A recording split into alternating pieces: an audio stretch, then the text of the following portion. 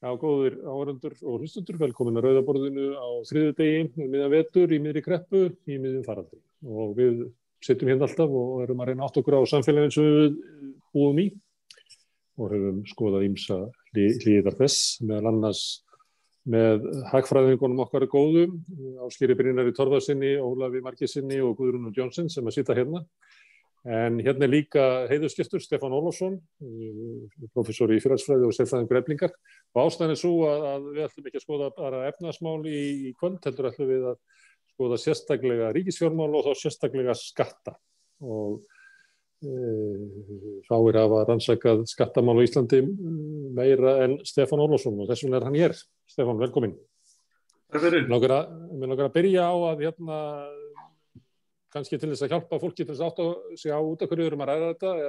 Það voru gerðar miklar breytingar á skattkerfinu á nýfrjálshyggjutímanum, svona frá, miðjum 10. áratugnum og fram að hruni. Ef ég mætti biðja þig aðeins að útskýra fyrir okkur í hverju þær miklu breytingar fólust.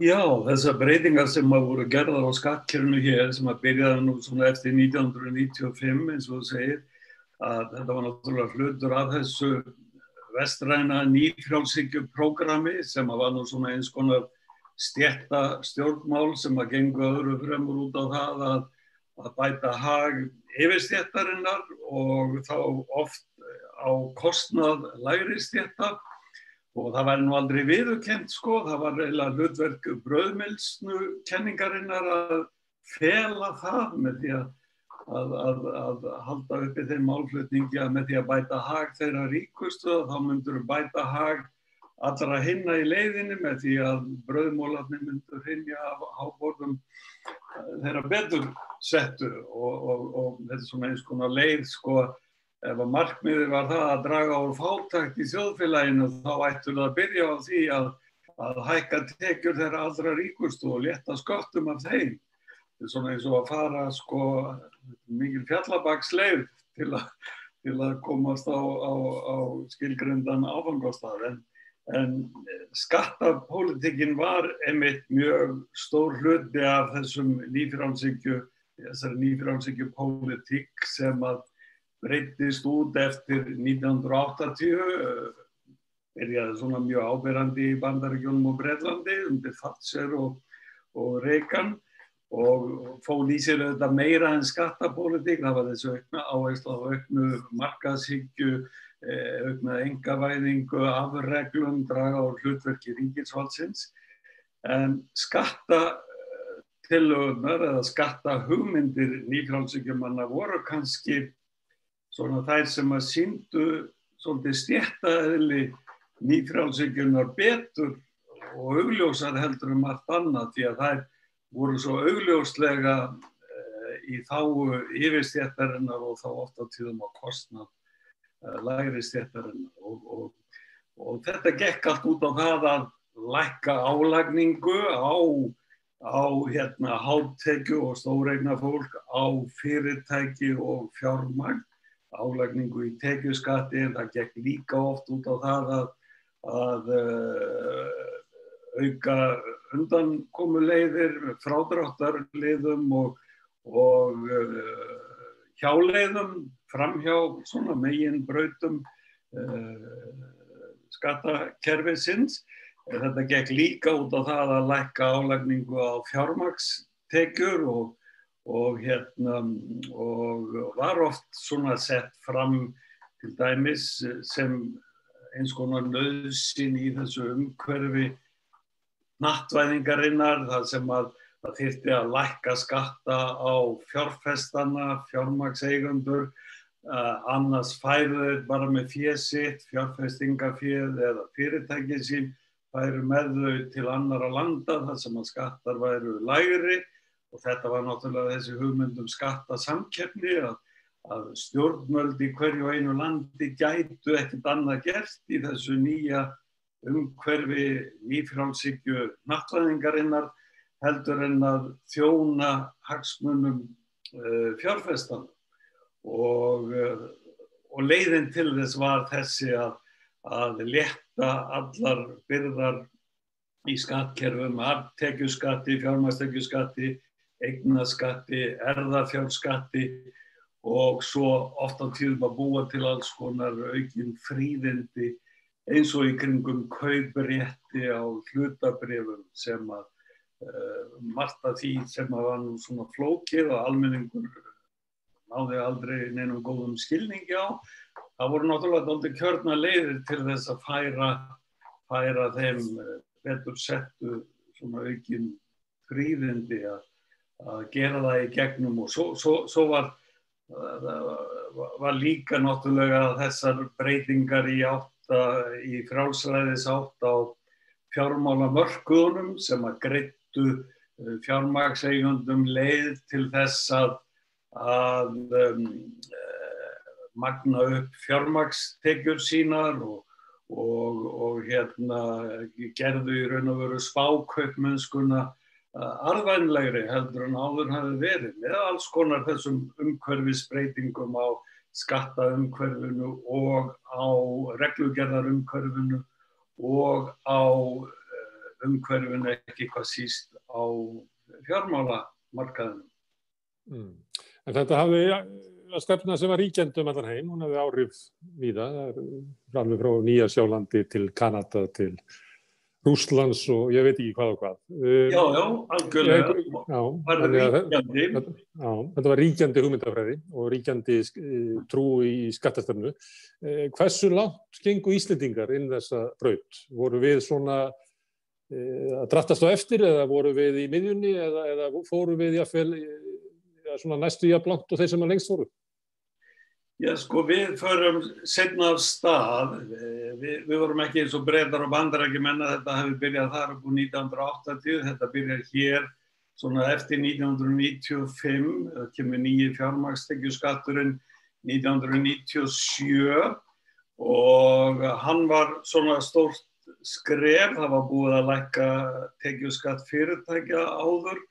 En þegar að nýji fjármagnstekjuskatturinn innleiddur að þá hann þessi 10% á fjármagnstekjur, 10% álagning, þá það með því allægsta sem að þekktist í OECD á þeim tíma og það voru bara örfá teljandi á fingrum annarra handar austur-evrópsk þjóðfélög sem voru með svipaðan eða lægri fjármagnstekjuskatt en við og þetta var talsvert lægra heldur en í löndum í kringum okkur og víðast hvar á Vesturlöndum og tekjuskattur fyrirtækja fór dálítið hratt niður líka og en síðar kemur inn þessi lækkun á álagningu afnám hátekjuskattsins, það kemur seinna svona eftir að við erum komin inn á nýju öldina 2004 og það í kring svona í skrefum en við fórum almennt mjög langt í þessu. Það ekki hægt að neita því. Og eignarskattar voru aflagðir hérna líka 2005 eða? Þeir voru aflagðir líka og erfðafjárskatturinn var nú ekki aflagður en minnir nú að hann hafi verið lækkaður og við vorum líka með miklu meiri lausatök gagnvart því að beita þessum reglum sem OECD mælti þó með að þjóðir gerðu til þess að hamla gegn notkun skattaskjól. Það var Ég man eftir því að ríkisskattstjóri sem að þá Indriði H. Þorláksson, hann sendi ítrekað tilmæli til fjármálaráðuneytisins að við innleiddum þessar reglur OECD, en því var iðulega hafnað í fjármálaráðuneytinu af þeim sjálfstæðismönnum sem þar réðu för. Og ekki gert fyrir að Indriði kom inn sem aðstofamaður Steingríms J. í ríkisstjórninni eftir hrun, að þá var þetta loks innleitt. Já. Ég man rétt. En þá var ýmislegt gert og þá voru skattar hækkaðir, þá voru tekjuskattur fyrirtækja hækkaður, fjármagnstekjuskattur var hækkaður og það þótti athyglisvert af því að Alþjóðagjaldeyrissjóðurinn hafði ekki verið fylgjandi skattahækkunum í svona ástandi og það sem maður kannski aldrei almennilega átta sig á hvort að það hafi verið fólkið í fjármálaráðuneytinu sem var svo snjallt að sannfæra Alþjóðagjaldeyrissjóðinn að breyta stefnu sinni, eða var það vegna þess að Íslendingar höfðu lækkað þessa skatta svo mikið að Alþjóðagjaldeyrissjóðnum fannst vera óhætt að hækka þá á þess að brjóta raunverulega sína stefnu. Kanntu að svara þessu? Fjárhagsvandi ríkisins var náttúrulega mjög mikill þarna eftir hrun og Alþjóðagjaldeyrissjóðurinn lagði dæmið upp fyrir stjórnvöld, setti markmið það hvernig væri hægt að ná niður hallanum á ríkisbúskapnum, en hann setti það í hendur íslenskra stjórnvalda hvort þau gerðu það með niðurskurði útgjalda eða hækkun skatta. Og þessar skattahækkanir sem þær komu á fyrirtækin, þær komu á fjármagnstekjuskattinn sem var tvöfaldaður, og þær komu á tekjuhæstu 40%. Það var þar sem það var tekin aftur upp þessi hátekjuskattsálagning og svo var tekin upp auðlegðarskattur að auki, en skattbyrði tekjulægstu 60%-ana, hún annaðhvort breyttist lítið eða lækkaði lítillega. Það var ekki mikið, en allra tekjulægstu hóparnir fengu smá lækkun. Þannig að þetta var ekki bara hækkun eða lækkun alveg yfir alla línuna. Það var aðeins, en það sem var gert til að lækka í lægri tekjuhópunum, það var ekki nærri nógu mikið til að vega gegn þeim hækkunum sem höfðu komið 10-15 árin og undan á lægri hópunum. Það vantaði mikið upp á. Og á því tímabili var umtalsverður flutningur á skattbyrði frá hinum betursettu yfir á hina lagasettur. Já, það var lagður skattbyrðin á þá betursettu kom aðalega fram í nýja fjármagnstekjuskattinum. Þeir fluttu síðan meira af atvinnutekjum sínum yfir í form fjármagnstekna því að það var svo miklu hagstæðara. En tilfærslan á skattbyrðinni yfir á lægri hópana, hún kom fram í því að persónuafslátturinn var rýrður kerfisbundið alveg frá 1995. Hann var hvorki látinn fylgja verðlagi né launahækkunum. Þarf eiginlega að fylgja launahækkunum til þess að skattbyrðin haldist óbreytt frá ári til árs. En hann rýrnaði stórlega og þetta þýddi að til dæmis fólk sem var með hámarkslífeyri frá almannatryggingum upp úr 1990 eða á atvinnuleysisbótum, það var skattfrjálst þá. En við vitum hvernig það í dag að fólk sem með þessi kjör til dæmis á atvinnuleysisbótum sem eru 289.000 krónur á mánuði, það að borga einhver 45-6.000 krónur í tekjuskatta því ef við hefum verið með áður en frjálshyggjubreytingarnar komu, þá væri þetta fólk skattfrjálst í dag með flöggu atvinnuleysisbæturnar til dæmis. Stefán, nú vinnur þú hjá Eflingu og eitt af því sem þú hefur gert þar var að semja skattatillögur í aðdraganda lífskjarasamningana. Voru þær tillögur til þess að vinda ofan af breytingunum sem höfðu verið á nýfrjálshyggjuárunum eða voru þær tillögur svona upptaktur af skattkerfi sem við getum séð í framtíðinni? Ég er eiginlega að spyrja hvort það séu svona lagfæringar á þeim skaða sem hafi verið gerður eða var eitthvað svona upptaktur þar í einhverju skattkerfi sem hentar betur samfélaginu eins og það í dag? Já, það var eiginlega hvoru tveggja. Annars vegar stiltum við þessu upp, við vorum höfundar að þessu saman, ég og Indriði Þorláksson. Við stiltum þessu annars vegar upp að við vildum skala tilbaka þessa stóru skattatilfærslu sem hafði verið gerð þarna á þessu 10-15 ára tímabili og með því að létta þá skattbyrði á lægri hópunum en hækkana á hærri hópunum og á fjármagnstekjunum. Og hins vegar voru við með fullt af gögnum sem meðal annars sýndu það að skattbyrði lágtekjuhópa á Íslandi og tiltölulega há miðað við það sem á hinum Norðurlöndunum og skattbyrði á hátekjuhópa og á fjármagnstekjur heldur lægri. Þannig að við erum að leggja þar til miklu heilbrigðara skattkerfi fyrir framtíðina sem að fela þá í sér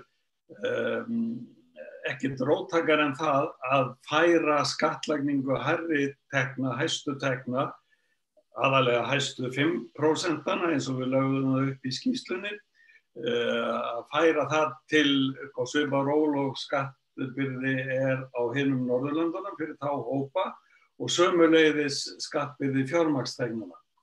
Og nú myndi ég segja að það ekkert ofboðslega metnaðarfullt að því leyti til að Norðurlöndin hafa reyndar sjálf vikið svolítið inn í þessa frjálshyggjuhugmyndir, ég tala um Svía sérstaklega að þeir hafa þeir eru ekkert með það mikið jafnaðarkerfi eins og þeir voru á áratugunum áður fyrir 1990, þannig en það væri samt mjög til bóta ef við færðum okkar íslenska mynstrin í skattbyrðinni í átt að því sem algengast í Skandinavíu og það var ekki bara þessi svona endurstilling sem við lögðum upp með og heldur var það hitt að við leggjum líka til umbætur í skattaeftirliti og hærri girðingar á notkun skattaskjóla og skattaundanskotin, það sé tekið alvarlega á þeim. Það eru þar minnst 100 milljarðar á ári sem tapast í skattaundanskot ef ekki meira og bara með þessum umbótum öllum þá erum við að færa rök fyrir því að það sé hægt að lækka skattbyrði á tekjulægri helmingi þjóðarinnar og jafnvel hærra upp en það kannski 2/3 án þess að skerða velferðarkerfið og mætti jafnvel gefa ef það farið út í að draga úr skattaundanskotum að þá má jafnvel gefa í stórlega í barnabótakerfið, atvinnuleysisbótakerfið og húsnæðisstuðning án þess að það þurfi að auka skatta fyrir venjulega Íslendinga, venjulega vinnandi fólk eða lífeyrisþega. Og lækka raunverulega skatta hjá fólki með miðlungstekjur og þar fyrir neðan. Og bara með því að stilla skattlagninguna á hinna tekjuhæstu og fjármagnið, þannig að það sé svona svipað og að meðaltala Norðurlöndunum. Einmitt, það er formúlan. Guðrún, má ég byrja á þér? Við erum nú oft rætt það svona rýmislegt straumhvörf í hagfræðinni og hugmyndum fólks ríkisfjármál og alls konar hluti og að sumu leyti nýfrjálshyggjan dáin, velts fyrir því hvort það sé bara nýdáin eða hvort það sé löngu dauð og komin á öskuhugana. Skattastefna nýfrjálshyggjunar eitt af því sem að við getum sagt sem svo að sé hugmynd sem að hafi sannað sig mislukkaða og þetta sé eitthvað sem komið á öskuhaugasögunar? Já, ég held að maður getur nú að lista þessu svona eins og þú gerir, Gunnar Smári. Það er nú eiginlega fokið í flest skjól þegar prófessorar í Chicago háskóla að vara við á hættunni sem fylgir óhóflegum ójöfnuði, sem þetta hefur orðið afsprengi eða hefur orðið afleiðing af þessar skattastefnu sem Stefán var að lýsa. Og það er ágætt að hafa í huga þessa fínu myndlíkingu af froskinum í pottinum sem veit ekki að vatnið að hitna undir honum og þegar allt komið í óefni og vatnið orðið óbærilega heitt, að þá kemst hann ekki upp úr pottinum. Og þetta auðvitað það sem kannski gerðist þarna upp á 1980 í öðrum löndum í kringum okkur, í Bandaríkjunum og Bretlandi og svo kannski upp á 1990 eins og Stefán bendir réttilega á, þá náðu þessi sveifla ekki hingað inn fyrir á 10. áratugnum síðustu aldar. En ef við svona kannski bara, ef ég fæ að halda áfram að leiða ykkur í gegnum þessa myndlíkingu froskinn og pottin og hvað felst í því að halda áfram á sömu braut. Það náttúrulega bara til þess að hafa það á hreinu að ef við höldum áfram á sömu braut í hinum mikla ójöfnuði sem að myndast í hinum vestræna heimi, líka hér á Íslandi, sérstaklega hvað varðar eignadreifingu, það sem eignadreifingu áhrifir, en tekjudreifingin hér tiltölulega þröng og stökk sem í öflugri stéttabaráttu og stéttafélögum hér á landi. En engu að síður að þá verður maður að velta fyrir sig hvaða hiti það sem að hita vatni hjá froskinum og þá má benda á það að þessi fjármálaeign eða fjármálin sem slík og fjármálakerfi hefur tvöfaldast frá 1980 en fjármunamyndun sem hlutfall af vergri landsframleiðslu, það er að segja að hún er ekki að vaxa mikið. Ef við hugsum úr þessi traditional kenningar sem við lærum í hagfræðinni eða lærðum í hagfræðinni og verið að benda á hræðilegar staðhæfingar sem eru settar fram í textabókum sem eru kenndar út allan heim í öllum hagfræðikúrsum allstaðar, þannig að í rauninni er bara heilaþótt að ræða og rangar alhæfingar, að þá eru fjármálum voru hugsuð þannig, eða það hefur verið kennt, að það sé til sparifjáreigendur sem að nýti bankana til þess að ávaxta féð og geyma það og svo komi atvinnureigendur og þessir frumkvöðlar og fái peningin lánaðan og í nýjan atvinnurekstur sem að þá þarfnast bæði auðvitað kapital og svo vinnuafls. En þessi lýsing er bara mjög takmörkuð. Vissulega gerist þetta en það er bara miklu meira sem á sér stað þarna heldur en það myndi í rauninni, ef að þetta væri sagan, það myndi við sjá að fjárfesting ykist sem hlutfall af landsframleiðslu, en það er í rauninni ekki að gerast. Þannig að hvers vegna er þessi miklu vöxtur þá á fjármálakerfinu? Það er vegna þess að aukningin sem hefur átt sér stað í fjármálageiranum sem slíkum kemur til vegna aukins ójöfnuðar og þetta vegna þessara skattabreytingar sem áttu sér stað þarna á síðustu aldar og sem hefur komið náttúrulega efsta laginu til góða, það er að segja efsta laginu í tekju- og eignadreifingunni, sem að auðvitað hafa þar að leiðandi tilhneigingu til þess að spara miklu hærri og miklu stærri hluta af sínum eignum og tekjum heldur en 99% sem fyrir neðan þau og notabenni í mínum huga er það 1% hæsta prósentar sem skiptir mestu máli hérna. Og það eru þar sem að auðurinn er að þjappast og eins og Piketty benti á að ávöxtun á fjármagni vex hraðar heldur en hagvöxtur.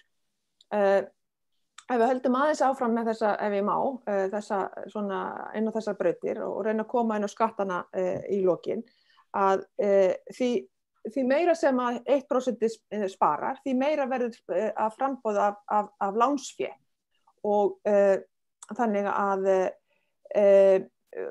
og 99% í rauninni eru þar að leiðandi að fá þetta lán, eru að viðhalda þessu kerfi, þeir taka við peningunum. Það er að segja, peningarnir eru að fara í gírun eða leverage, eins og við segjum, gírun eða aukna skuldsetningu á fyrirliggjandi eignum. Það er að segja, verð á húsnæði er að hækka, verð á land er að hækka, verð á verðbréfum er að hækka og svo til þess að bæta gráu og svart. Viðbrögðin við fjármálakreppunni fólust í það að prenta meiri peninga, lækka vexti sem hækkaði eignir ennþá frekar. Þannig að en undirliggjandi fjármunastokkur er ekki að breytast svo mikið. Og sá stokkur sem skapar verðmæti í rauninni og skapar atvinnutækifæri. Heldur þetta eignir sem voru skapað fyrir 20-30 árum sem eru að vaksa í verði. Skoðið bara fasteignamarkaðin í Stokkhólmi, hér á Reykjavíkursvæðinu, Kaupmannahöfn og svo framvegis. Þannig að 90% næsta hlutfallið sem er þá að taka meira og meira af láni er í rauninni að gíra sig upp og þetta er það sem að þeir kalla Chicago háskólinn eða Chicago hagfræðingur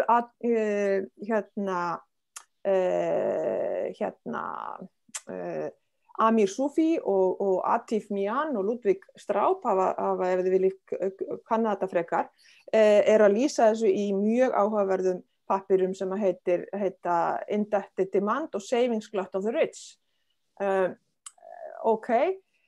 til þess að stemma stigu við þetta og reyna að draga úr þessum óhóflega ójöfnuði sem er skaðlegur, bæði fyrir hagvöxtinn til lengri tíma vegna þess að þeir 90% get ekki lengur í rauninni aukið við neyslu sína vegna þess að það bara allokkerað allt saman í vaxtagreiðslur og afborganir á þessum miklu lánum.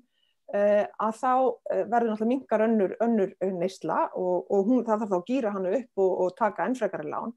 En þannig að peningamálastjórnin sem slík, hún dugar ekki til þess til þess að ráðast að vanda. Það er að segja að seðlabankar geta ekki einir séð þetta, heldur verður að nota tækin sem bjuggu þetta til uppálega og Stefán var að lýsa. Það er að segja fjármál hins opinbera, skattar og tilfærslur milli tekjuhópa og eignahópa til þess að vinda ofan af þessu. Og þar kemur þetta til umræðu svo sem að endurskoða þetta skattfrelsi sem fyrirtæki hafa á vaxtagreiðslum þegar þeir gera upp sína skatta. Þetta eru skattar á eignir, skattar á auðlegð, skatta á fyrst 1% og meiri af krókrísum sköttum.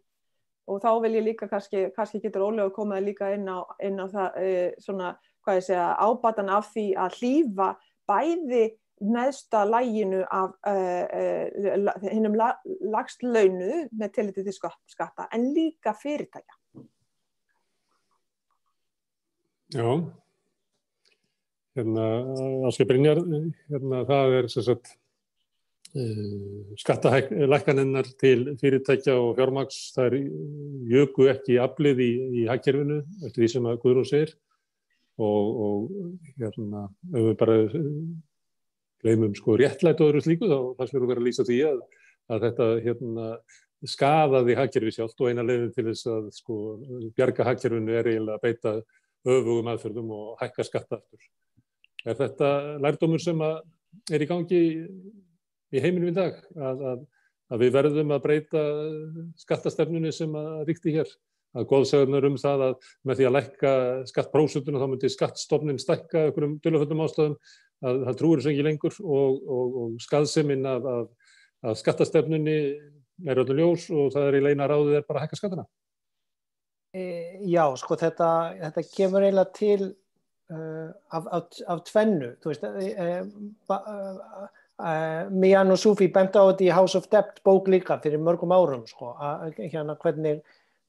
hvernig Great Recession varð til út af þessar auknu skuldsetningu sem í raun og veru færð af því að bókhaldi í hagkerfinu gengur alltaf upp í heildina. Þannig að ef það er verið að létta sköttum á fyrirtækin og þau eru að minnka skuldsetningu, þá verður að auka skuldsetninguna á einstaklingarna og heimilin. Og ef það verður að létta skuldum af ríkinu þá flytjast það yfir á annað hvort fyrirtækinu eða heimilin. Að því skuldirnar eru jafn miklar og fjárfestingin. Þannig að ég er alveg sammála því sem Guðrún var að segja með og síðan að fjármálavæðingin síðan 1980 blæs í þessa bólu sem að í raun og veru sprakk 2008 en var haldið svona loftinu í henni þó hún væri lekandi síðan þá með auknum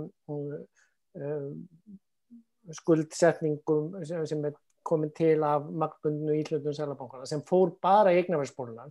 Núna, en síðustu ár er búið að vera að benda á vandan af ójöfnuðinum en hins vegar núna ekki hægt annað en að bregðast við því af því að seðlabankarnir þurftu að fara að bæta í fyrir ríkissjóðina sem voru þeir einu sem stigu inn núna þegar að COVID kemur. Þannig að í raun og veru eins og ég hef sagt áður þá svona hraðar COVID í að draga fram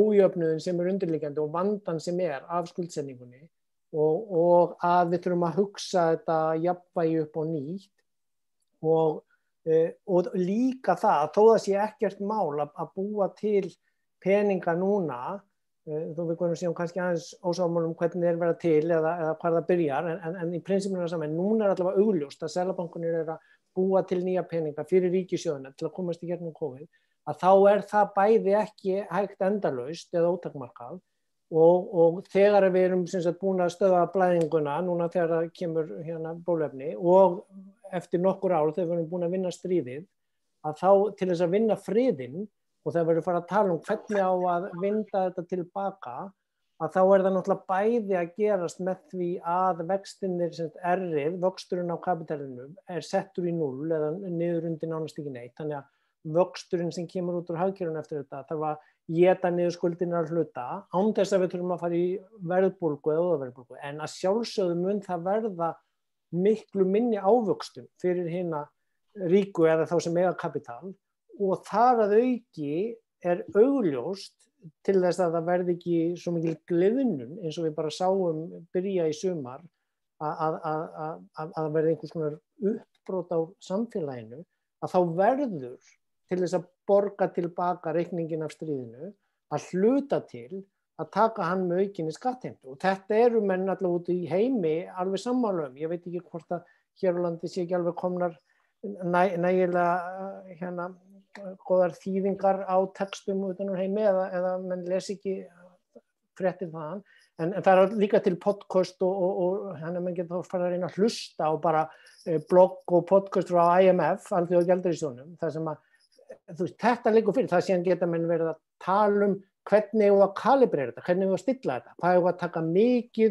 út úr því að lífeyririnn vaxi minna, hvað að taka mikið út úr því að ná tilbaka af þeim sem eiga ofur mikið kapital, hvað að hafa hallan mikið vaxandi á progressífu skattkerfi sem að var þegar ég var að kenna fyrir nokkrum árum í amerískum kennslubókum, 6 þrepa skattkerfi bara eðlilegt í Bandaríkjunum. Progressíft, það vex prósentan eftir því sem tekjur vaxa. En hér hefur verið einhver svona mantra að það flæki það svo, en nú erum við komin úr 2 upp í 3 og ég bendi Stefán á að hætta að kalla þetta hátekjuskatt, það svona bara einhver PR leið til að láta þetta líta út sem vont og slæmt, það bara eina leiðin til að borga stríðið, að það verða hluta til með minni ávöxtun, hluta til með aukinni skattheimtu og hluta til með því að ná vexti sem að vinnur hann upp og étur hann niður.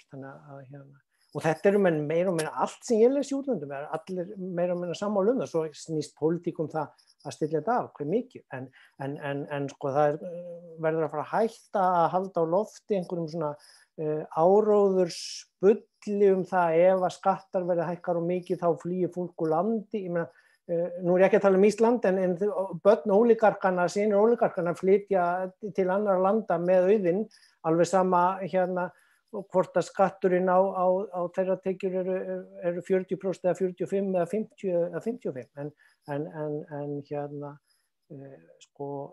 það að það sé búið að ná vöxtum niður, það sé búið að tryggja það að gengi fari ekki, hækka allt hér upp, kemur öllum til góða, og það að fólk komist ekki til útlanda eða byggja fleiri heitapotta við sumarbústaðinn sín, gerir það verkum að það bara eðlilegt samfélagslegt svona sáttmála verkefni að til þess að þessir 10, 20, 30% sem eru atvinnulaus, eiga ekki fyrir mat, eiga ekki fyrir leigunni, geti lifað af, að þá þarf að skattleggja þá sem eru 10, 20, 30% launahæstir til þess að jafna þetta út, þannig að börnin okkar geta öll verið saman í skóla og þess ég meina, ég eiginlega trúi ekki öðru en að þetta sé bara augljóst og bendi bara á alþjóðlegar stofnanir sem eru að benda á að þetta sé leiðin út úr, að gæta þess að hann sé stuðla að jöfnuði aðgerðina og að fjárfestingin sem verði farið í stuðli að því að hagkerfið verði grænara og nýtist þeim sem helst þurfa en ekki jafnt á alla eða bara þeim sem ná að grípa í það því þeir eru best settir. Það eru 2 skattamál til meðferðar í þinginu núna. Það náttúrulega kemur skattalækkun á lægstu tekjur núna áramótin sem að hluta til má rekja kannski til vinnu þeirra Stefáns og Indriðar sem að verkalýðshreyfingin tók upp á sína arma og var hluti af lífskjarasamningunum. En svo eru 2 mál, það annars vegar lækkun fjármagnstekjuskatts og lækkun erfðafjárskatts. Þannig að tímabil nýfrjálshyggju skattastefnunnar ekki liðin á Íslandi, það er alveg á hreinu. En Ólafur, það svo að við eigum að fara núna að hugsa breytingar á skattkerfinu að það sé óhjákvæmilegt að muni hækka skattar. Þá nóg að hugsa sér að fyrsta skrefi sé að skrúfa ofan af skattabreitingu nýfrjálshyggjunnar eða eigum við að vera að horfa á að skattleggja róbota, ágang á náttúru og loftslags, eitthvað svoleiðis. Þetta tímabil til þess að horfa á annars konar skattlagningu. Það rosalega mikilvægt að fólk muni eftir í hverju 4 tilgangur skatta hann ferfaldur. Ég ætla bara að endurtaka það sem ég hef minnst á áður. Í fyrsta lagi eru skattar til þess að taka peninga úr umferð.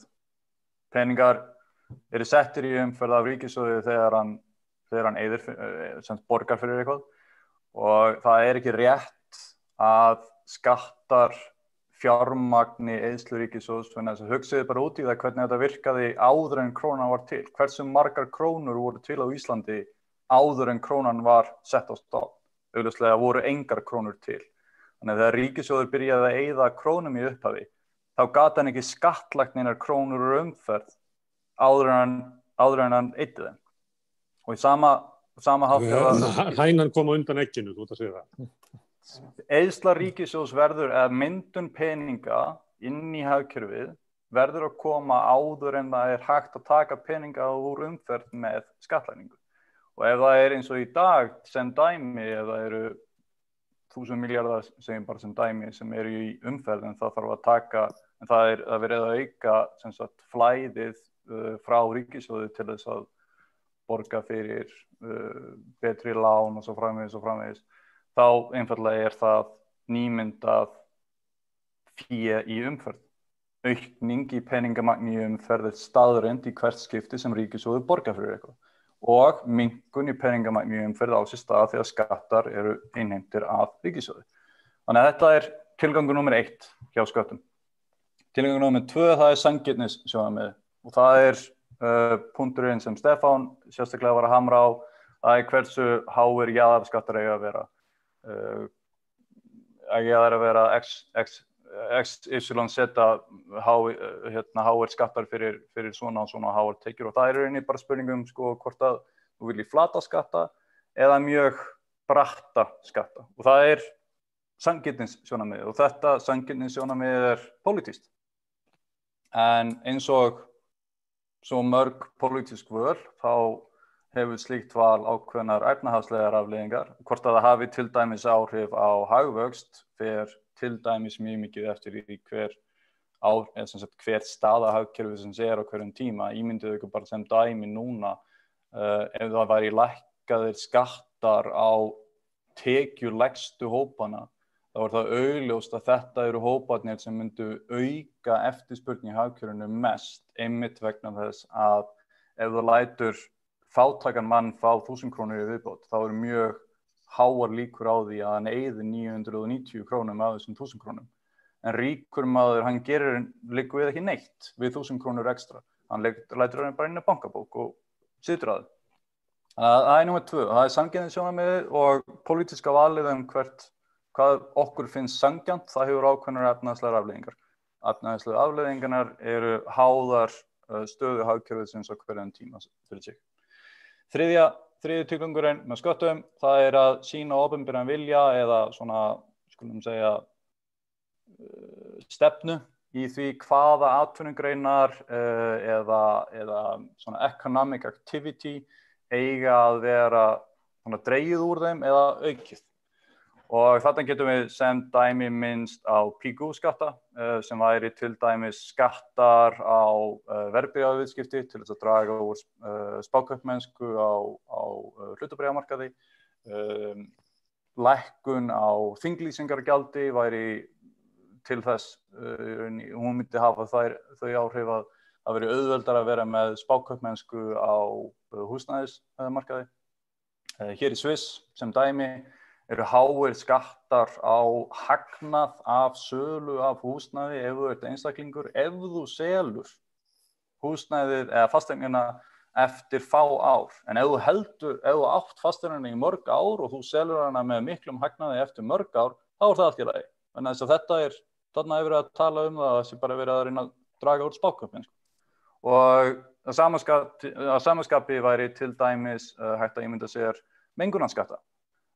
sem dæmi skattlagningu til þess að draga úr mengun eða hvaða efnahagslegu aðgerðum eða svona economic activity sem veldur mengun.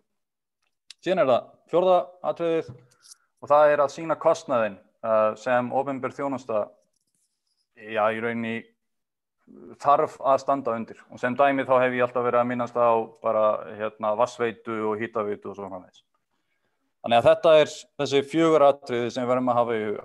Hvað fólki finnst sanngjarnt, það annað atriði og það alveg fullkomlega breytilegt eftir hverjum tíma. Stefán benti á að þetta hefur breyst upp úr 1995 sem alveg hárrétt.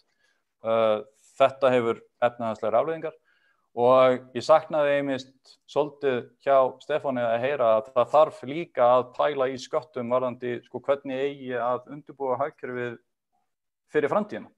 Þannig að við vitum sem dæmi að við þurfum að uppfylla standarda sem við höfum samþykkt að við ætlum að uppfylla varðandi til dæmis mengun á Íslandi.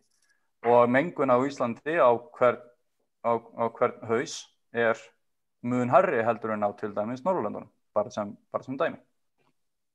Þannig að þetta bara nokkur atriði sem ég held að við ættum að hafa í huga og ég svona til þess að reyna aðeins að kasta einhverju fram til þess að fá pínu umræðu það atrið og allir að til dæmis að stinga upp á því hér að það mætti lækka skatta á fyrirtæki svo lengi sem á sama tíma þá væru hækkaðir skattar eins og Stefán minnist á fjármagnstekjur á til dæmis á slíkum á arði af slíkum fyrirtækjum og það verið auðvelt sem dæmi og það verið hluti af því sem kannski Stefán var að minnast á að vera með það sem kallað withholding tax á ensku, ég held að það sé kallað staðgreiðsluskattar eða eitthvað slíkt á íslensku.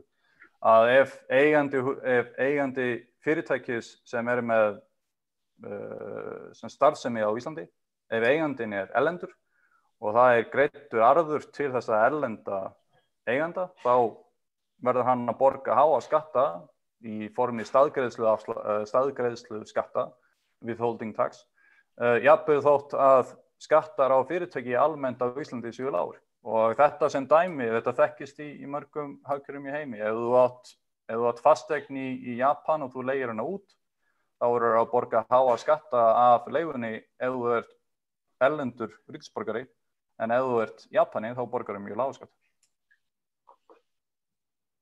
Nei, ég ætla bara að leyfa þessa, ég ætla bara svona kannski að reyna aðeins að skapa umræðu þetta ef fólk vill grípa þessa tillögu á lofti.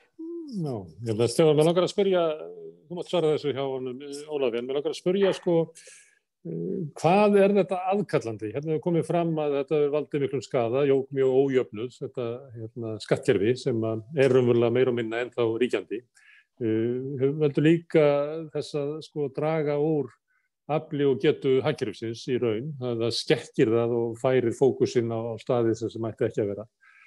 Hversu aðkallandi að gera eitthvað í þessu? Þetta eitthvað svona sem að væri gott að laga í smáum áfengum eða þetta kannski eitt af stórum einunum í samfélagunum sem að til dæmis verkalýðshreyfingin ætti að gera kröfur á að laga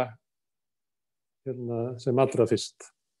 Ólafur reyndar réttur upp puttan og hvað viltu skjóta ykkur inn, Ólafur? Ég ætla bara ég ætla að grípa þessa spurningu á lofti og ég ætla bara að hamra á því að það að mínum mati mjög mikilvægt að svona skattar séu notaðir, til dæmis mengunarskattar og slíkt, til þess að færa hagkerfið í átt af kerfi sem við getum notað til þess að byggja bara velsæld á Íslandi til langs tíma vegna þess að hagkerfið sem var í gangi í heiminum öllum fyrir COVID, það mun ekki koma aftur. Við verðum bara að sætta okkur við það. Þá þetta tvíliða spurning. Þá þetta annars vegar hversu aðkallandi að setja upp skattkerfi til þess að mæta loftslagsvánni og öðrum slíkum vanda og svo hins vegar það sem ég var að spyrja sem að eitur áhrif skattkerfis nýfrjálshyggjunnar það svo baneitrað að við eigum að setja það sem bara eina af okkur helstu kröfum að skrúa ofan að því og laga það eða þetta eitthvað sem við getum sætt okkur við að vera í baráttu við Samtök atvinnulífsins og Sjálfstæðisflokkinn svona næstu áratuginn að smurfusa aðeins og laga til? Stefán. Ég held að þessar meinsemdir af frjálshyggju skattkerfinu séu svo miklar og eins og Guðrún lýsti svo vel líka og Ásgeir Brynjar sem sagt þessi neikvæðu efnahagslegu áhrif af ójöfnuðunum sem að einmitt þessar nýfrjálshyggju skattahugmyndir hafa magnað upp. Að þetta voðalega brýnt, sko. Menn segja í Bandaríkjunum til dæmis sko, að ríka fólki þar hætt að borga skatta til ríkisins og til þess að ríkið geti haldið áfram svipaðri starfsemi á það ríkið að taka peninga að láni einmitt hjá þessu ríka fólki sem að skattlagði áður.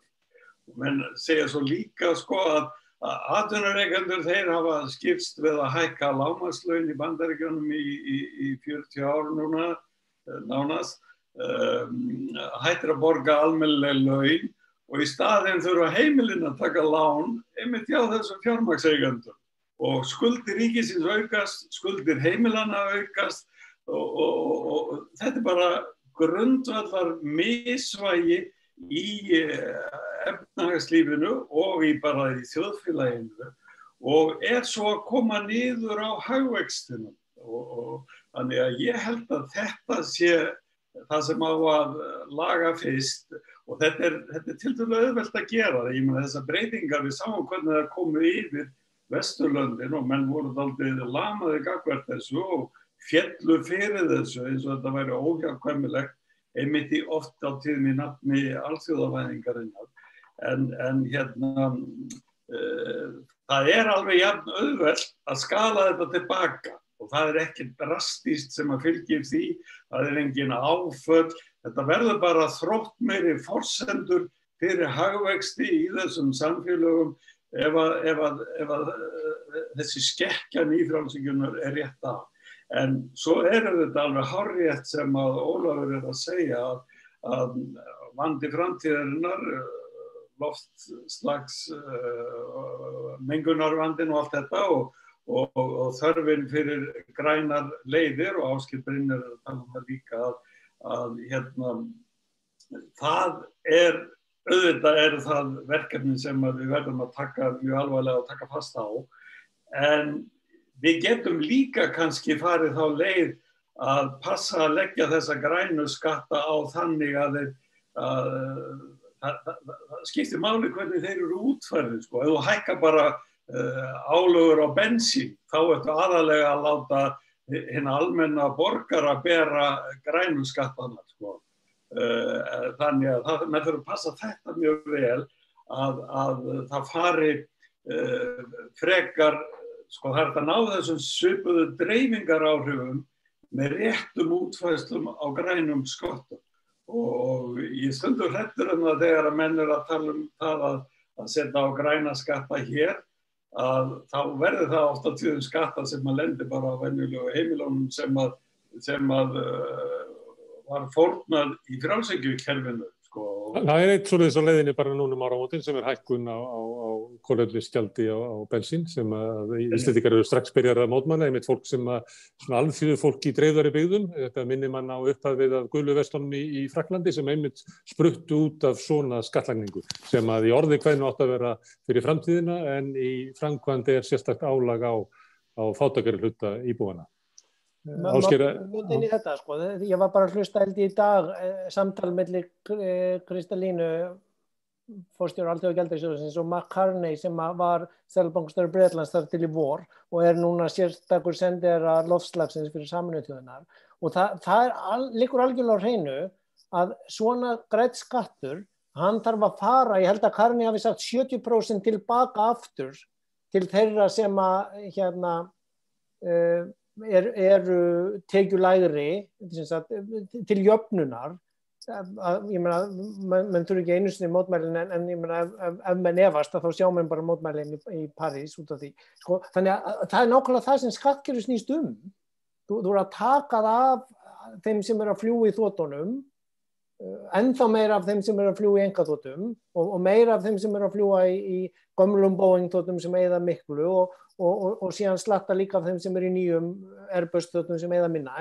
Og svo tekur það einhvern veginn útfærir það af bensíni og svo færir það tilbaka fyrir að þú keirir innan eðlilegra marka en ef þú ert að keira óvinni mikið þá borgar meira, ef þú ert atvinnu bílstjóri borgar meira. Ég meina þetta er það sem skattkerfi snýst til að draga úr menguninni, taka raunverulegt eðlilegt gjald, þannig að jarðaber sem eru flogið með hingað til lands utan úr heimi séu þá verðlug miðað við það sem að þau eru búin að menga á leiðinni en ekki þannig að það lendi á einhverjum barnafjölskyldum eða fólki sem eru ekki efna og búa nálægt vinnunni sinni.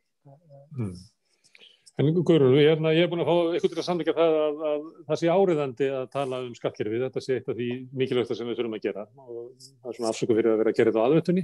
En að þegar að koma jól að þá skulum við fara. Ég ætla að fara að spyrja ykkur svona hvað þið viljið, vegna þess að þá er það líklega þannig að við þyrftum bara tiltölulega fljótt að fara að tala okkur niður á hvernig skattkerfi við ættum að taka upp. Ein væri svo bara að bökkum aftur til 1980 en líklega út af til dæmis loftslagsmálum og öðru fleira þá vil fólk, þá er það ekki nóg, heldur við höfum eitthvað lært líka á tímanum, þannig að það er ekki endilega víst að skattkerfi 1980 sé það besta. Hér hafa komið í þáttunum okkar áður, hefur komið ýmsar hugmyndir eins og til dæmis að skattleggja stærð varðandi fyrirtæki, að það sé þrepaskiptur fyrirtækjaskattur, þannig að smá fyrirtæki borgi lítinn skatt en þegar þau eru komin upp í markaðsráðandi stöðu að þá sé það einfaldlega skattlagt. Má ég biðja það að leggja svona eitthvað í púkið fyrir jólin, hvaða skattabreytingar við ættum að óska okkur? Já, ég held að þú sett nú eiginlega búin að taka þrumuna frá mér, ég er einmitt talsmaður þess að þrepaskipta skatts á fyrirtæki því ég held að menn verði líka bæði hægrið og vinstri verður að gæta þess að búa ekki til einhverju óvinni og hafna öllum tillögum sem að koma frá hinni áttinni. Og ég held að það sé lykilatriði að meiri segja Trump, ég held ég geti nú ekki sagt þetta, en meiri segja Trump kom með tillögur einmitt þar sem hann vildi lækka skatta á fyrirtæki, auðvitað þvert á línuna, en hann lagði líka, hans stjórn lagði til dæmis að hætta þessum skattaívilnunum á vexti eða vaxtagreiðslur hjá fyrirtækjum. En auðvitað stór fyrirtæki eru stór notendur á okkar kerfi og þeim innviðum sem sem opinbera skapar þeim og þarf að fara yfir það. En þannig að það þarf auðvitað að bæði að nota þennan græna ramma sem er bara lán í olíunni akkurat núna sem getur nýst bæði í því að draga úr ójöfnuði og að draga úr mengun með því og beita því varlega þannig að það sé progressíft raunverulega en ekki regressíft. Þannig að ég myndi segja að skattfrelsi á lægstu tekjur hvort sem það einstaklingar eða fyrirtæki þarf að skoða mjög gaumgæfilega. Vegna þess að á endanum viljum við skapa góð störf sem að skila góðum launum og við þurfum einhvern veginn að stilla kerfið þannig að sú verði niðurstaðan. Það gert með því að lækka skatta á smæstu fyrirtækin vegna þess að smæstu fyrirtækin eru líklegust til að búa til störf. Og já, þau auka líka samkeppni innan fyrirtækjanna og þau eru sannilega líka þau sem eru líklegust til að vera með starfsemi í nærumhverfi sem dregur úr mengun. Ok, það er fyrir einhverjum árum að þá var Piketty í tísku og var mikið talað hann og hann lagði til ekki kannski í bókinni en í svona viðtölum sem að fylgdu eftir bókinni þá var hann að spurður út í það hvernig ætti að leggja á skatta til þess að vega upp á móti óréttlæti kapitalismans eða svona að þessi hallandi gólf í kapitalismunum sem að látlaus flytur fé frá þeim sem að lítið eða ekkert eiga til þeirra sem eiga mikið og vilja eiga meira og hann var svona að tala svona 2% eignaskattur væri eiginlega lágmarkið til þess að vega upp ágalla kapitalismans til þess að endanum þá ætti ekki bara einn allan peningin. Þegar hann lagði svo til tillögur til bjargar Evrópusambandinu fyrir svona árið síðan eða svo, maður kastaði svona inn hugmyndum hvað þetta að gera, þá var hann líka með þetta og var að tala stighækkandi eignaskatt til þess að raunverulega bara vega upp á móti skaðseminni af ójöfnuðum. Er þetta eitthvað sem að myndur þú setja þetta á óskalistan fyrir jólin? Já, algjörlega, eignaskattur og ég vil líka segja erfðafjárskatt og ég meina Warren Buffett í rauninni praktísir þetta óbeint sjálfur. Hann er ekki að skilja börnum sína eftir með alla 90-100 milljarðana hvað það nú sem hann hefur safnað yfir ævina. Ég meina, erfðafjárskattur getur miðast við að eftirlifandi erfingjar, þeir njóti til dæmis, bara þumalfingursregla, njóti til dæmis ekki meira en sem nemur 10 ára meðalaunum í samfélaginu. Að það sé nú skatturinn sem hann getur fengið frá foreldranum. Því að sko annars erum við bara komin í lélsherraveldið og volæðið sem því fylgdi. Það staðreynd. Það stærðfræðileg staðreynd. Sem að við erum kannski einhver leiti að sigla inn í. Ásgeir Brynjar, má ég biðja þig að leggja til hvers konar skatta við ættum að vera að tala um? Eignaskattur, þrepaskiptu fyrirtækjaskattur, reyndar Ólafur með tillögun að skattleggja frekar fjármagnstekjurnar og kannski auðlegðina, frekar heldur en fyrirtæki sjálf. Já, ég náttúrulega fram í apríl 2022 meðan ég í fjármálaráðinu mun ég ekki skipta mér að því hvernig... Við getum ímynda okkur að við sútum leggja tillögu til fyrir Nýja-Sjáland, við sem bara ímynda okkur það. Já, þá ætlaði ég að benda á sem getur gilt fyrir allan heiminn og sem held ég eitt af því sem mun koma út úr breytingunum sem COVID að valda því eins og ég hef sagt áður og ég alveg sammála Ólafi, hagkerfið sem var til í janúar og þess ári verður aldrei aftur og menn sem eru ennþá fastir í hugmyndafræðinni síðan þá eru bara á eins og einhverjir kommunistar eftir að Berlínarmúrinn og járntjaldið féll. Það tími til að horfast í augu við veruleikann. Það sem til dæmis augljós afleiðing allan heim og ég að lesa gamla bóka, því menn að vitna í Adam Smith sem faðir hagfræðinnar, hann skrifaði á undan auðlegð þjóðanna bók sem heitir Theory of Moral Sentiment, sem hægt að útleggja sem kenningin svona siðlegar tilfinningar, sem grundvallar forsendan fyrir öllu því sem hann skrifar í auðlegð þjóðanna hinn frjálsa markað. Og bara ein staðreynd, frjálsi markaðurinn snýst ekki að vera frjáls frá sköttum eða reglum hins opinbera. Frelsi markaðarins í hugmyndum Adam Smiths að markaðurinn á að vera frjáls frá rentusókn, sem það sem búið að einkenna nýfrjálshyggjutímann, það að hinir ríku eða stórfyrirtækin geti sótt sér auð meir og meir, hvort sem það eru úr náttúruauðlindunum okkar eða úr einokunar rekstri sínum, hvort sem það eru að selja mjöl með maðki til Íslandinga eða að vera Amazon sem selur öllum allt alla stórborgin heimsins. Eða skildu tryggingar og alls konar hluti.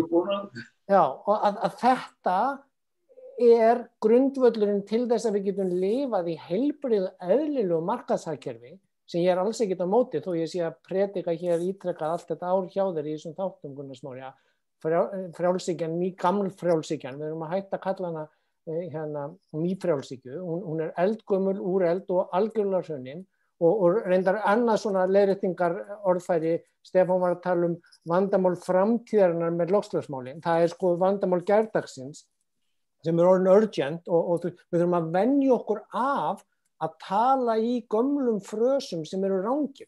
Það bara frjálsi markaðurinn, ef við gerum frjálsan markað eins og Adam Smith talaði í kenningunni siðlega breytni, þar að segja að við séum frjálsi frá því að óligarkarnir og risastór fyrirtækin og þessir ofurríku 1% eða 10% hirði á okkur allt sem við erum búin að vinna okkur inn og erum með því, að við fáum í raunverulegan frjálsan markað sem skilar okkur góðu og betra lífi sem hagfræði á að snúast en ekki hámörkun hagnaðar. Það með þess að Financial Times farið að skrifa að greinin 50 ára gamla greinin hans Friedman sem að eina hlutverk fyrirtækja sé að hámarka hagnaði löngu úrelt og röng og vitlaus og fullt af stórfyrirtækjum eru út í heimi farin að vinna eftir því að þau eru ekki að hámarka hagnaði heldur að hámarka góða framlagsitt til samfélagsins. Þú ert að segja að skattar séu eiginlega öflugasta tæki sem við höfum til þess að ná þessu markmiðum. Já, og hugarfarsbreyting, að menn losist út úr þessum viðjum. Að hugarfarsbreyting til þess að við getum breytt skattkerfinu og hækka skattana. Við höfum ekki að gera við hugarfarsbreytingu nema við beitum því til ykkur að verka. Já, nei, það mitt, þannig að bara, ég held að það sé forsendan til þess að menn sjáu það að þetta mun ekki hrekja ríka úr landi eða hrekja fyrirtæki úr landi eða hrekja Amazon frá því að koma hingað til lands eða ég meina þetta bara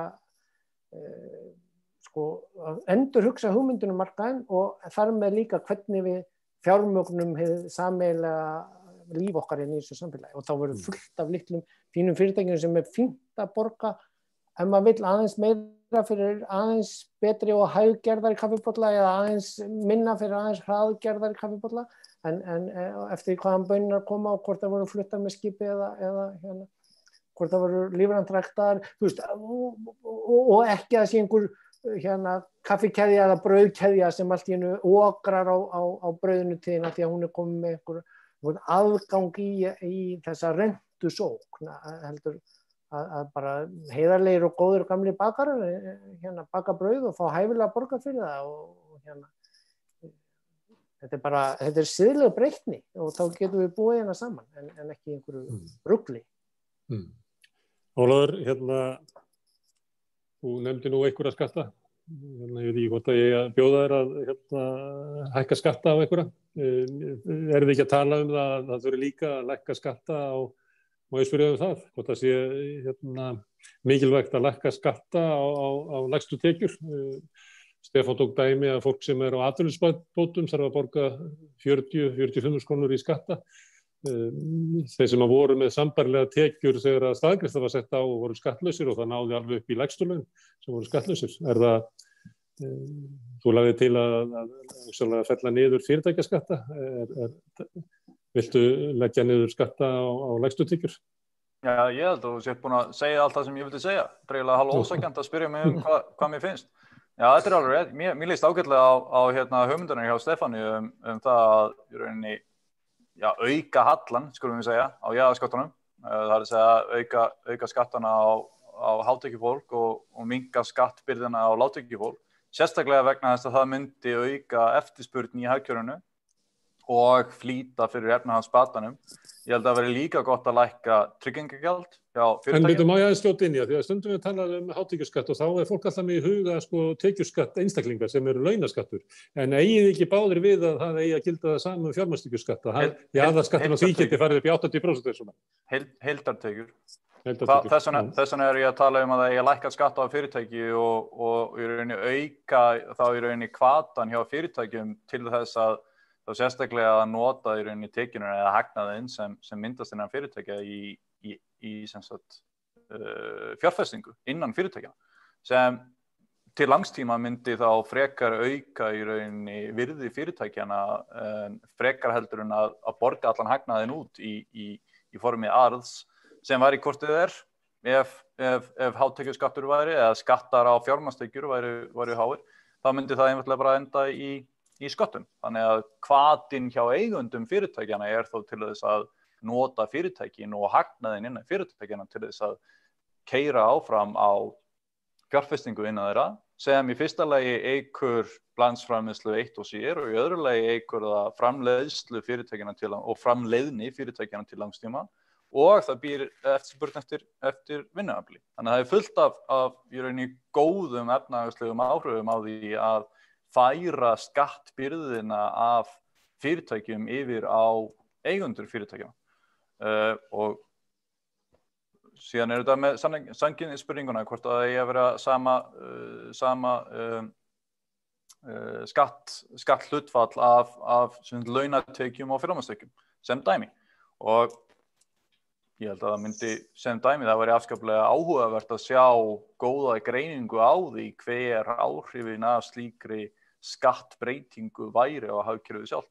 En svona til þess að kasta einhverju fram sem væri kannski ennþá skemmtilegra að hugsa út í og svona láta fólk hugsa út í hver áhrifin af skattkerfinu getur verið. Þá ætla ég að stinga upp á því svona í bæði í gamni og alvöru að skattleggja eignir lífeyrissjóðanna sem eru ekki í fasteign. Þannig að þá myndum við sjá alveg örugglega einhverja lífeyrissjóða eigendur þeir voru örugglega til í það að hringja í lífeyrissjóðin sinn og segja þeim nú að fara að byggja blokkina sem þarf á Íslandi. Það vill svo til að Stefán stjórnarmaður í Gildi lífeyrissjóði sem næst eftir lífeyrissjóði landsins. Já, ég býst við. Og VFR. Þriðji stærst. Já, Guðrún í VFR. Ég sitt fyrir hönd VFR í lífeyrissjóði verslunarmanna. Ég veit ekki hvort að þið takið í fagnandi tillögunum að skattleggja eignir í lífeyrissjóðum.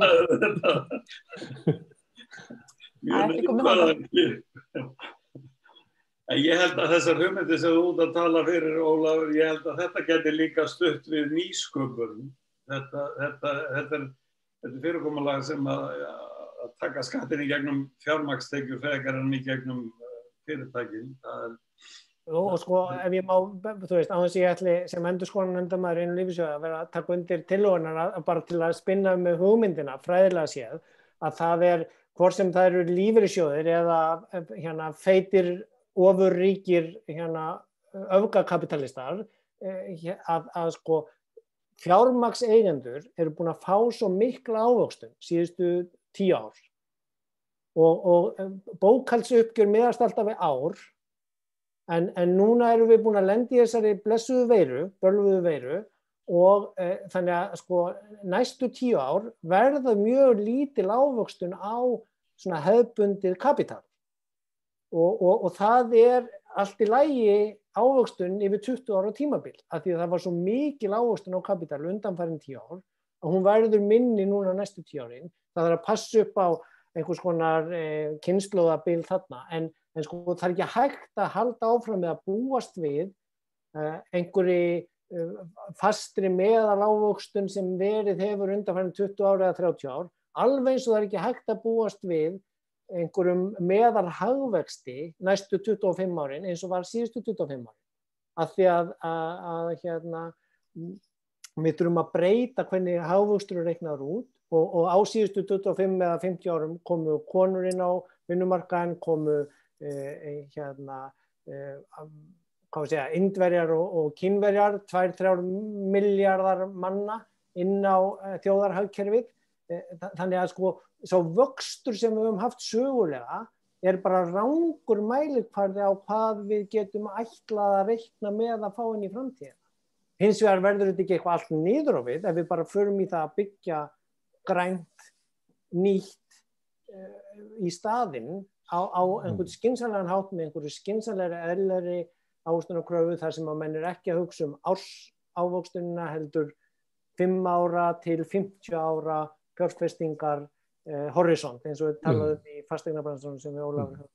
Ég ætla að draga þetta aftur að sköttunum. Skattkerfi nýfrjálshyggjuáranna var sett á með kröfum frá fjármagns- og fyrirtækjaeigendum. Þetta er eitt af því sem viðskiptaráð stærði sig af 90% af tillögunum þeirra hefðu náð fram að ganga. Þannig að þetta var kerfi sem var sett fram af kröfum hagsmunaaðila. Og þá var spurningin hver kemur með kröfunar að breyta þessu.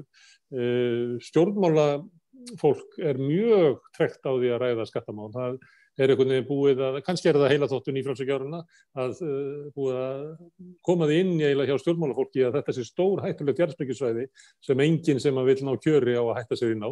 Mjög feimnislegar tillögur, ég man að Katrín Jakobsdóttir reyndi eins og að tala skattamál í aðdraganda kosninga og var þá kölluð skattakata og hún var þó ekki að leggja nema til bara að við ættum kannski að fara að íhuga það sem að Piketty var að segja. En þetta eltana og þið þekkið það bara þegar við alveg upp í þessu samfélagi og búið hérna. Þið vitið að þetta bara það sem stjórnmálastéttin óttast.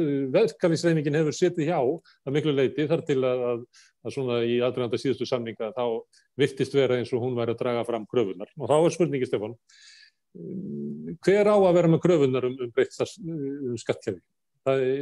Skattgreiðendur sem fjöldahreyfing, það ekki hægt að sjá það alveg. Hver það sem á að gæta hagsmuni almennings gagnvart óréttlæti skattkerfisins?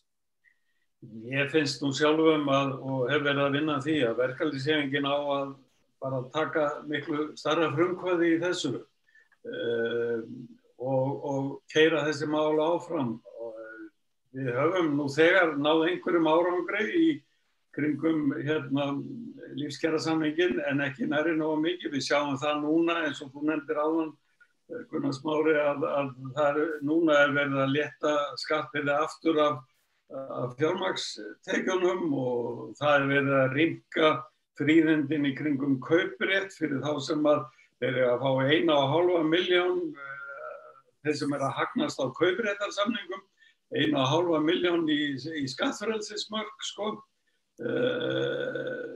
Þannig að það verið að reyna að klóra tilbaka það sem búið að skala aðeins niður frá versta frjálshyggjutímanum.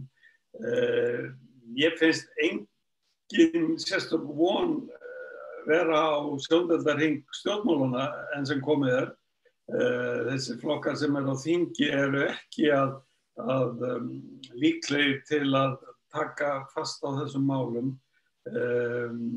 Þannig að mér finnst að verkalýðshreyfingin hún á náttúrulega að vera að reka það sem ég kalla kjarapólitík og það snýst ekki bara að hækka kaup og stytta vinnutíma og tryggja ráðningakjör og réttindi.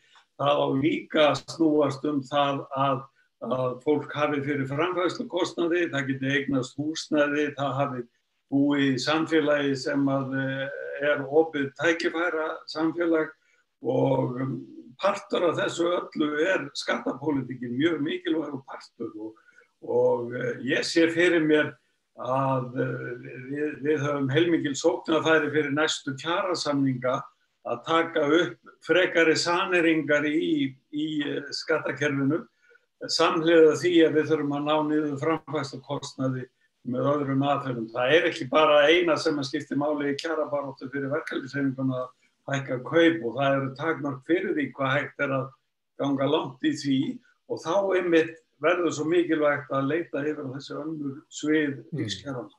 Heldur að verkalýðshreyfingin sé klár í þetta eða þetta mál sem það þarf að vinna meira innan hreyfingarinnar til þess að þetta verði jafnt ofarlega á dagskrá eins og þetta áríðandi? Já, það verkalýðshreyfingin, það þarf að vinna í verkalýðshreyfingunni alveg klárlega.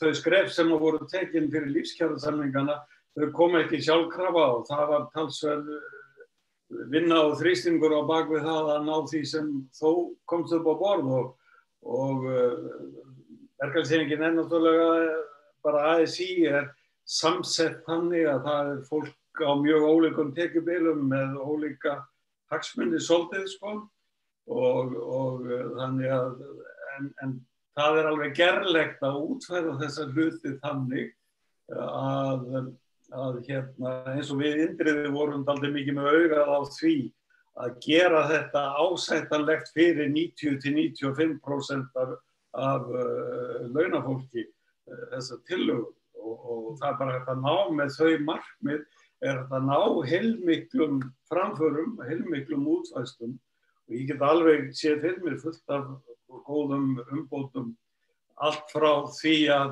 stilla af dreifingaráhrif skattkerfisins yfir í að sanera skattheimtun og draga á skattaundanskotum og notkun skattaskjóla og allt það. Og ég enda hjá þér Guðrún með sömu spurningu hvort þetta sé hlutverk verkalýðshreyfingarinnar að leggja fram skattkerfi sem ætti að taka við af skattkerfi nýfrjálshyggjuáranna. Já, ég held að það sé klárt mál að ég tek undir allt sem að Stefán hefur sagt að sjálfsögðu að eiga stéttarfélögin að berjast fyrir bæði betri kjörum og kerfisbreytingum og stillingu á kerfum, hvað sem það heitir skattkerfi, menntakerfi, heilbrigðiskerfi og þau kerfi sem skapa velferði í þessu samfélagi. Þannig að þeirra verkefni að skapa að stuðla að hámars velferð sinna umbjóðenda. En ég ætla ekki að sleppa stjórnmálamönnum frá verkinu því að ég held að þeirra verkefni að segja nákvæmlega það sem að þarf að segja. Það að segja að skattbreytingar sem eru, sem að munar mest áhrærir bara 1% efsta prósentið af fólkinu. Þannig að það ætti ekki að fæla nokkur frá vegna þess og ef að fólk hefur þær glýjur í augunum að það verði einhvern tímann 1 af 6 milljarða, einn maður á móti öllum 6 eða 7 milljarðunum sem trónur efst á toppnum, þá bara held ég að það sé betra að fara að byrja að spila í lottóinu sko. Það ekki markmið sjálfur sér og fólk það bara ekki alveg raunveruleika tengt. Ef það á móti svona skattkerfisbreytingum sem að eykur svona velferð samfélagsins almennt og forðar því að það hitni of mikið í pottinum, eins og ég var að segja uppálega, þá ætti engin stjórnmálamaður að óttast það að koma fram með slíka breytingar. sem hefur eitthvað bein í nefinu og hefur þekkingu á því, ef ég má bæta við. Og má ég þá bæta við, Gunnar Smári, með sko fjármálaráðshattinn þétt á hausnum á mér hérna og segja núna að sko pólitíkin ber ábyrgð á því og henni ber lagaskylda samkvæmt lögum opinber fjármál til þess að kljást út þetta og sem ef menn ætla að humma það fram af sér fram yfir kosningar þá felst í því mjög mikið ábyrgðarleysi að því að sko það verður að taka á þessu, segjum nú allt gangi vel, þó ég sé ofta að tala hérna svona áhyggjur mínar af ef að illa fer, en ef allt gengur vel og stríðið vinnst bara næsta sumar og hérna við verðum laus við veiruna, að þá sko stór hættulegt ef það verður haldið áfram í sko útþenslustefnu sem ég minni aftur á að var byrjuð fyrir kóf í útgjaldaukningu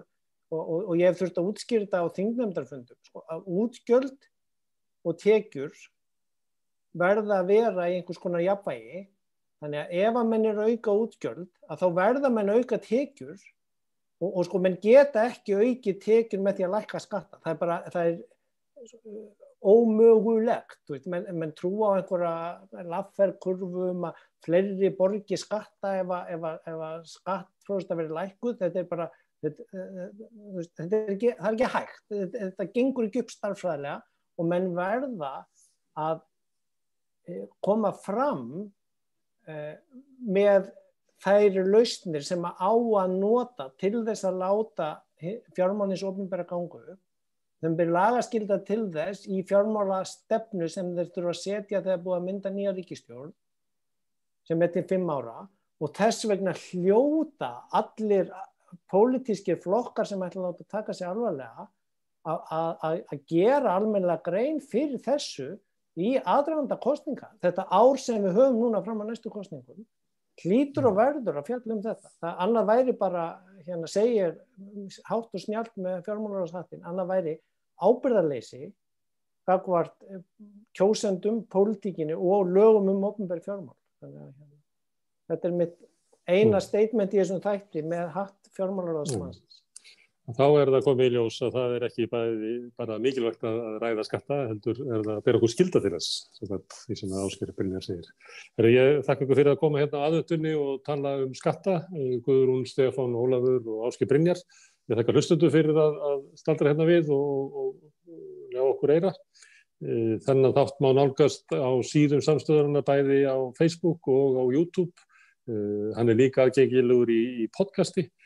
Ég hvet fólk til þess að kíkja á þessar síður og skoða úrvalið. Það ekki bara rauðaborðið, heldur fleiri þættir samstöðarinnar. Á samstöðunni á morgun verður öryrkjaráðið klukkan 3 og svo verður rauðaborðið hérna aftur klukkan 8. Þá ætlum við að ræða siðferði. Meira það þá, en takk fyrir í kvöld.